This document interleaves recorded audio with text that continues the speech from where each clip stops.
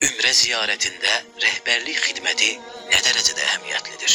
Ümumiyyətlə, ümrəyə gedən əksəriyyət insanlar ilk dəfə olaraq gedirlər də ümrəyə. Heç vaxt görmədikləri bir ölkəyə, mühiti və yaxud da iqlimi, insanları, mədəniyyəti tamamilə fərqli bir ölkəyə gedirlər. Mütləq ki, burada bir rəhbərlik olmalıdır. Əvvəlcədən xatırlatmalıdır ki, siz ora gedirsiniz, hansı geyimləri geyinim. Orada otellərdə qidalanmaya diqqət eləməliyik. Çünki ağız dadımıza uyğun olmayan yeməklər ola bilər orada və bu bizim mədəmizi pozar və sonra ibadətlərimizi istədiyimiz kimi yerinə yetirə bilmərik. Deyək ki, otaqlarımızı çox soyuq etməməliyik.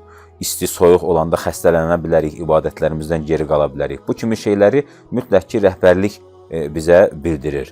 Və yaxud da getdik orada hava limanında endik. Bizi qarşılayan bələdçi olacaq və bələdçi bizi aparacaq təbii ki, otelimizə yerləşdirəcək.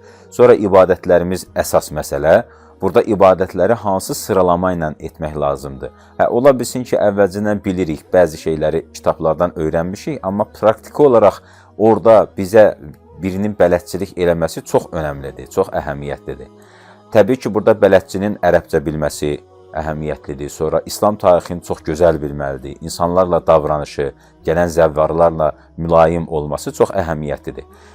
Təsəvvür edin, biz getmişik, çıxmışıq bir Oxçular təpəsinə.